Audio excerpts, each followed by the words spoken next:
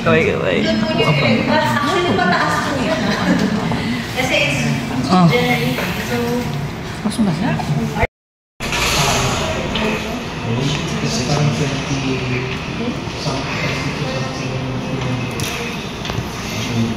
Po sa mga basic education, grade school and high school, isang beses lang po sila nagkakaroon ng big events. That is their fairs. No? For grade school, we call that fiesta. Junior high school and senior high school has the high school fair. Okay? Pero kay college po, sobrang daming big events. So hopefully po, our partners who are here today and also po online, could join us in other events. So from the start of the year, we welcome our freshmen. And then we have a lot of, we have Pride Month, we have Christmas, and now we have Salo-Salo and Basic Challenge. Okay? So marami pong kainan. I asked, some students are going to schools, hindi ba kayo nagsasawa sa kainan? And I took note of 2 answers. Marami po kaming freshmen na first time po nila ito may experience. So, around 2,000, 3,000, 4,000 freshmen. Dami, no? Number 2, hindi po kasi po marami, yung term is, marami pong gusto ng food that are not offered here inside Ateneo. Okay? So, for the thesis students, you know this and I appreciate you coming here even if probably you've had units of food safety in your courses. Okay? So, Salo-Salo po is an initiative by student group. No? And we hold food safety orientation for big events. Why? This is to align ourselves on what food safety is for me and hopefully for you after the orientation. So, pag po yung malinis sa akin, dapat malinis din sa inyo. Okay? Yung safe sa akin, yung mainit. Di ba mainit daw ang pagkain? Mainit na nga. Mainit nga yung araw eh. Nakababa siya. Hindi yun yung mainit na gusto ko sa food. It's supposed to be in the proper food holding. No? Hot holding or cold, frozen state, etc. During the event, I mentioned we do the audit. Yung kung sinabi kong, ma'am, stop muna tayo, maglinis muna tayo.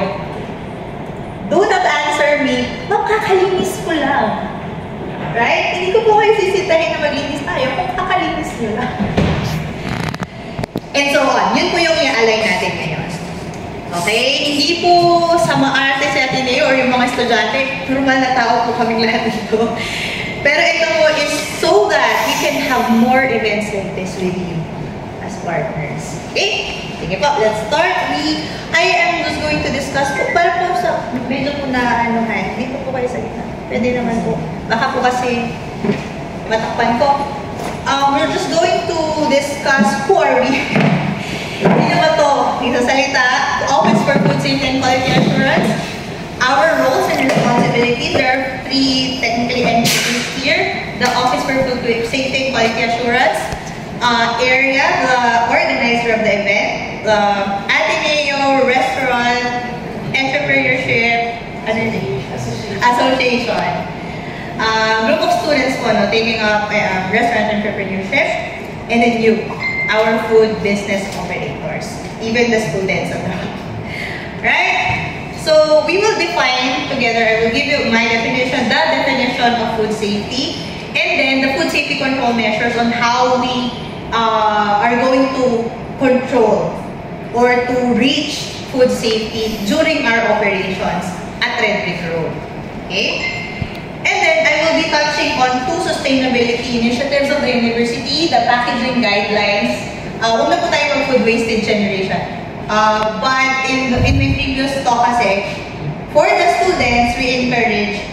food wastage report.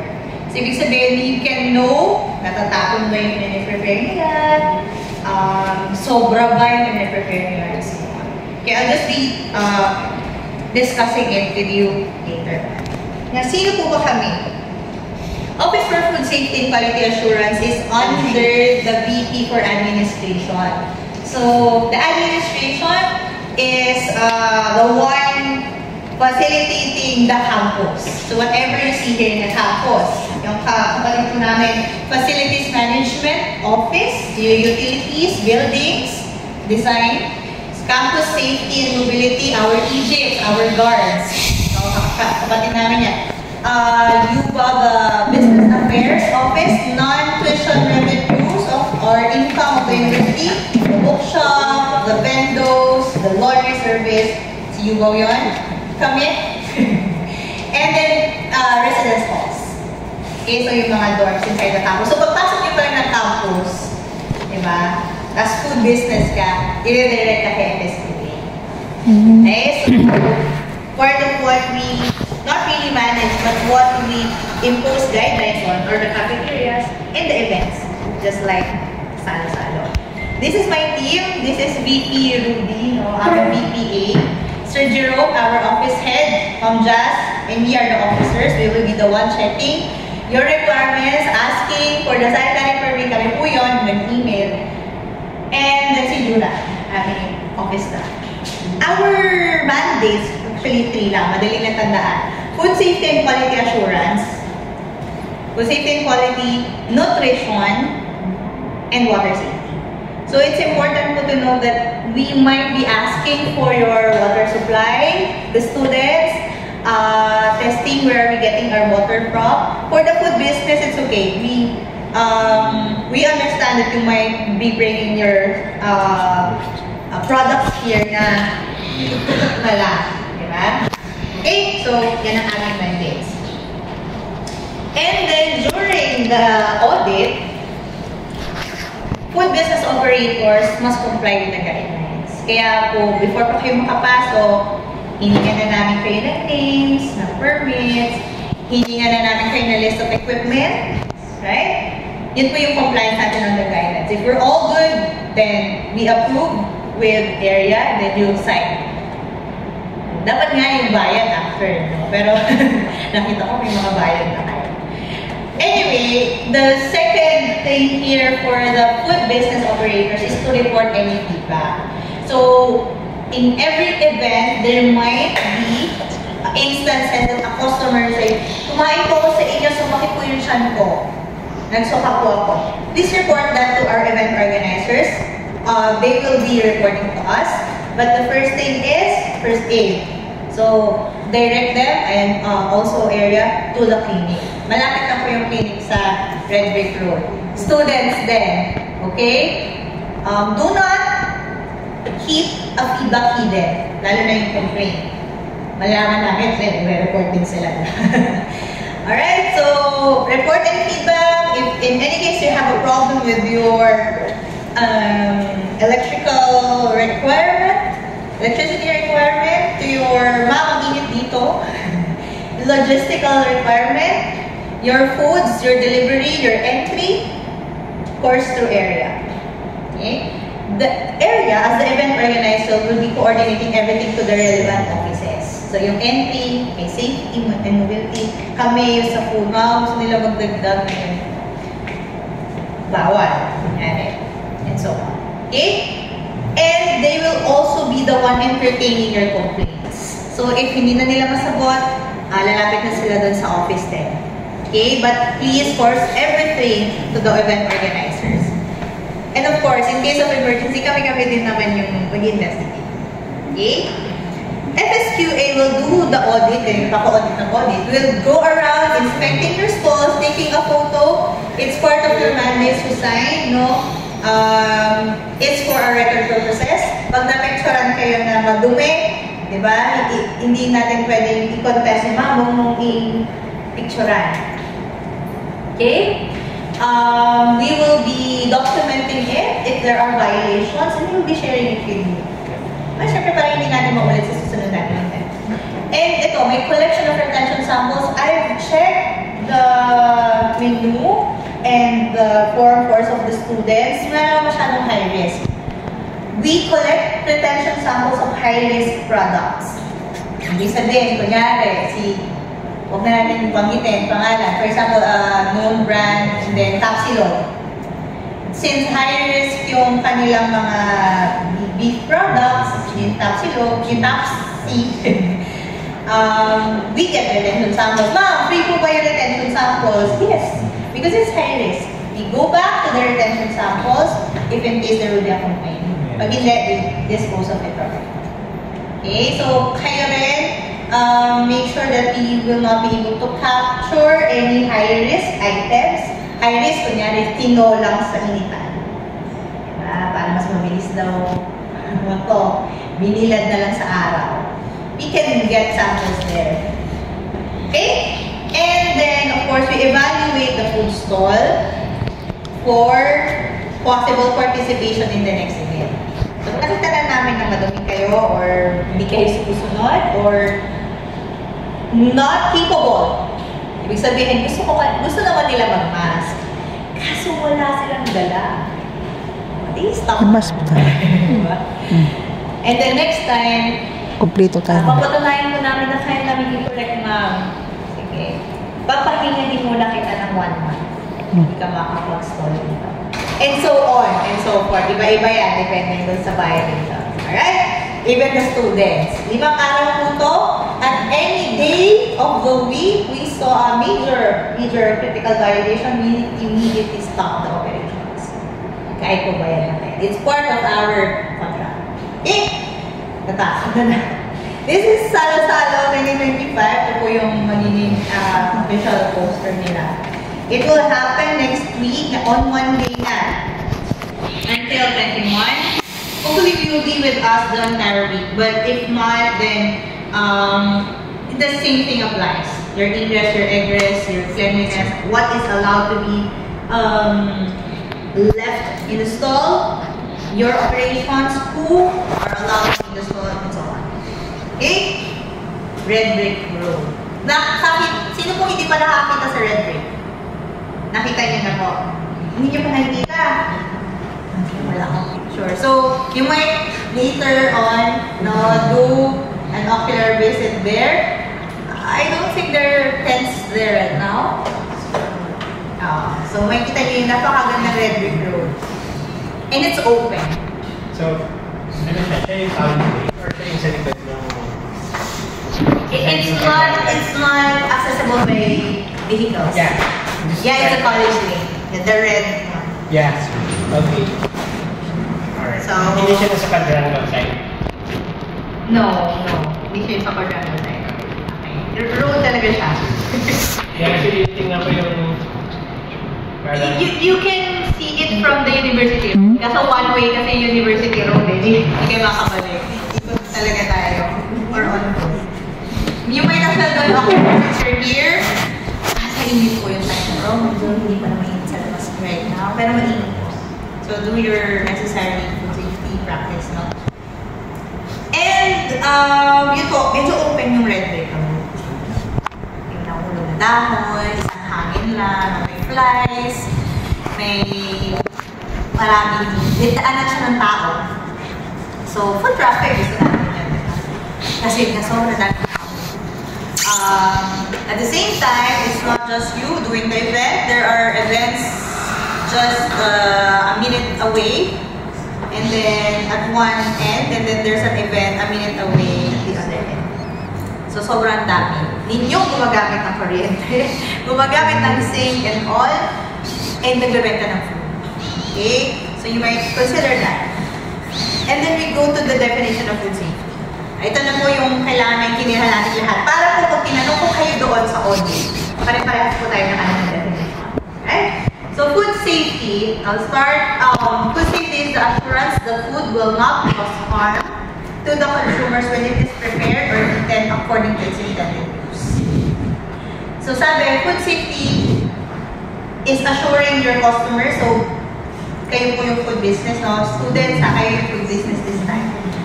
That will not that the food will not cause harm. So when you say harm, this is in the form of hazards. So risk to harm the consumer. So tatlo yung klase ng hazards. There is a physical hazard.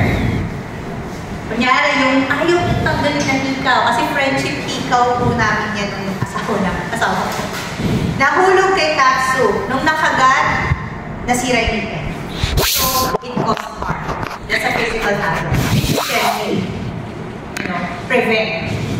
Next is chemical hazards. So, dahil nga pinag-alcohol tayo ng FSQA, safety, na pagkamalang vinegar, nalagay doon ng alcohol. So, makikip siya ng customer. That's another harm. That's chemical. And then the last one, biological, is something that we really do not see. Biological, your microbes, your amoeba, your fungi, that may be there in your food and might cause harm in the form of diarrhea, stomachache, nagsuka, and worst case, fatality. Okay? So, salmonella, very common salmonella in chicken, diba? Si E. coli sa tubig, yung mga may beverage dyan, sa ice. Right? Pag sumakit yung siya nila, hindi right away na, feeling ko sa salo-salo yung kasi kanina. It might take 3 days, 5 days before they feel it. So, pag may lumapit po sa atin, Friday na, di ba? Friday na kunyari. Ma'am, sa inyo ako bumili nung 1 day. Pero feeling ko yun talaga yung nakain ko kaya nasira yung chan ko. It can be valid. Right? Kasi it's biological hazard. So the only way for us to prevent the biological hazard is food safety control measures. Yun na po yung susunod natin pag-uusapan. Right? So again, it's assuring that our food will not cause harm. Okay lang pa daw tayo ng food safety. When you prepare it, so during your preparations, we're looking at your food handlers, your area, and your tools and utensils. The venue. Technically, your venue would be your 8x8 or 12x12 tent. Right? When you prepare it, paano siya niluluto? Paano siya dini-deep fry? Magkakasama ba lahat? Chicken, beef, pork, isa lang, deep fryer. Okay lang yun. Sanay naman sila na minsan naglalasang hotdog yung itlog. Can we assure that that is safe? No. Paano kung kunyari malasama yung itlog? Tapos doon mo na rin niluto yung french fries. So, assuring that it will not have harm or hazards in our preparation. Okay? Mamaya, mga control measures yung pag-usapan natin. Definition ko lang to. Kailan pa daw? Okay, naabot mo na mainit. Safe yung aking venue, yung aking prepared area. Naiabot mo na sa customer. Okay na ako. Wala na akong responsibility. Hindi ganun yun. So, during the eating time pa ng inyong customers, we still have a responsibility for food safety. How? Kailangan ba mainit ba yung pagkain? Nasa tama ba siya? Holding time, hindi sabihin kahapon po siya niluto, pero pinainit ko. Pero kahapon pa. So, the food safety assurance diminishes the longer period you stage a food. Diba? So, habang kinakain ninyo, kunyari yung Jollibee, hindi naman ako na kahit 3 araw na yung burger, okay lang yan. Diba? Sa akin. Hindi pwede yun sa atin. Kasi hindi ko masasabi, Jollibee to eh. Hindi ko masasabi sa mga thesis students na, Adja to eh. What's that? Diba? So, we don't even have a name or credibility to support it. So, make sure that it's in the proper temperature and type and packaging. Yung hindi nalalakaw, yung hindi nilalanggam, hindi madumi, and so on. So yun yung, even after eating and at the same time, yung feedback management, hindi amin yan. Hindi ka nagkasakit dahil sa amin kasi nung 1 day pa eh. Feedback management is also part of assuring that you are willing to undergo an investigation kung saan nyo talaga nangyari. Okay? Okay. There's another aspect of the food safety definition, no, sabi, according to its intended use, very safe, mainit pa, bago, fresh. Kaso allergic siya dun. Diba? Nagkaroon ng allergic reaction. It still caused harm. So, our responsibility, aside from following our cooking instructions, is also to label our allergens and our shelf life. If there is packed meals or snacks that you're going to sell, ibig sabihin, kunyari, dahil nagustuhan nyo yung Dunkin' Donut, diba, nire-sell nyo siya. Okay? Anong shelf life nun? 1 day? 2 days? 3 days? Don't know. Pero yung piatos, gusto nyo rin yung piatos, diba, nire-sell nyo nakalagay yung expiration date. Mas okay yun. Pero nutrition-wise, hindi naman kanakay ko sa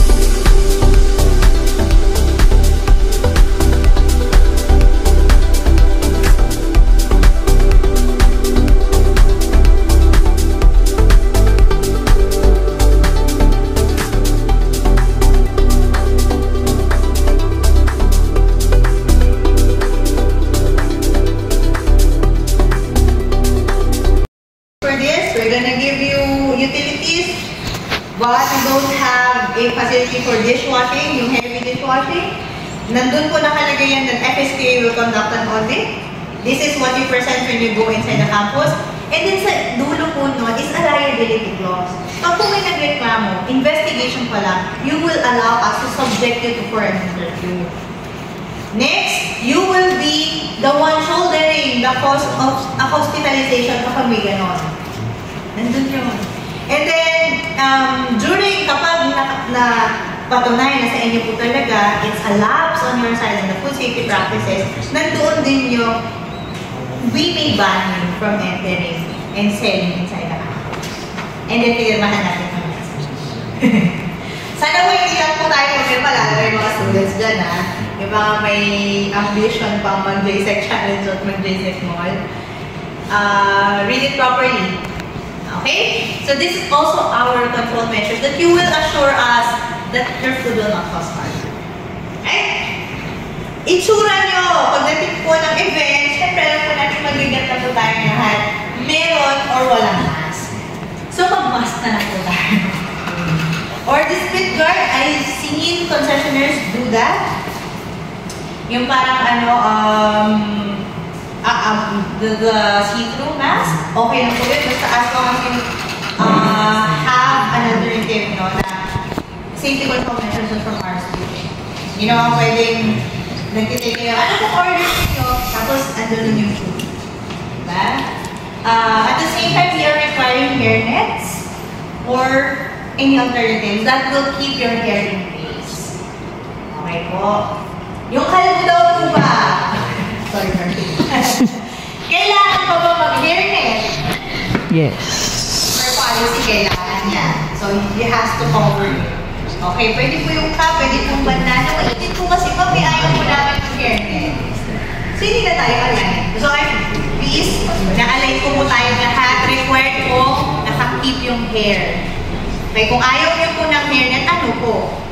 Kayo yung magsabi sa akin, pero dapat may cover yan. Pag wala po, alam niyo naman po yung manakot. Diba? So, we are aligning. Next po, yung kuko, yung hands. Sa red brick road po, kung iikot po kayo talaga at lalakarin niyo yung kahabaan ng red brick road, there are 30 stalls. Who's gonna be there? Dami. You know, all of you will be in total 30 stalls. And then, I think 2 more sponsors. Dalawa lang po yung aming hand washing sink na nasa red brick road. Okay? Yung iba sasabihin na layo naman dun sa stall namin. So, what would be your food safety control measures? So, one thing we recommend is a glove changing policy.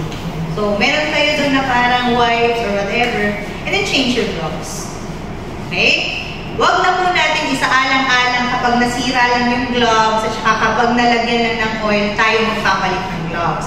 Tuwing kailan po nagpapalit ng gloves? Every batch na niluluto, pwede. Every 2 hours ng pagluluto, pwede. Kung dry lang naman. Diba? I will be asking that from you. Nasaan yung gloves mo? Ay ma'am, kakapalit ko lang. Kakakain ko lang kasi yan, mga excuse nila. Asan yung gloves mo? Ay ma'am, hindi po ako food handler. Kahera lang po ako. Okay lang. Okay? Pero never at any point siya pwede mo pa. Okay? So, hand washing, of course, are priority, and then, gloves changing. O, ano po ba daw yung nililinis? Sabi nung kanina, di ba, nung video.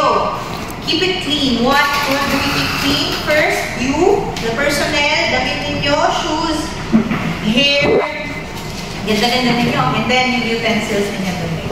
So, all food contact surfaces, yun po yung tawag natin sa kanila. Lahat po ng didikitan ng pagkain. So, that could be your bowls, your storage freezers, your storage boxes, diba? Yung pinaka-rice cooker, yung pinaka-knife, those are all food contact surfaces. Dapat po malinis. Sinabi ko ito kanina, but it's not salo-salo. It's the students. Oh, may JSEC Challenge stall na isa lang yung tong. Pero salad bar siya. So, sino nagsasayin dito sa rice cooker na hindi niya hinugasan? Huwag yung gagawin. Nagasan niyo po. Yan. Ako din po naglalagay. Kasi mag-iuksan mo naman, di ba? I have to keep it chill. Di ba sabi yung milk na karton, bakit nasa sa grocery, nasa labas lang naman eh. Usma ka. Food. So keep it safe. That's your role and responsibility. And thank you for teaming up for safety. We will be there. We are your partners. We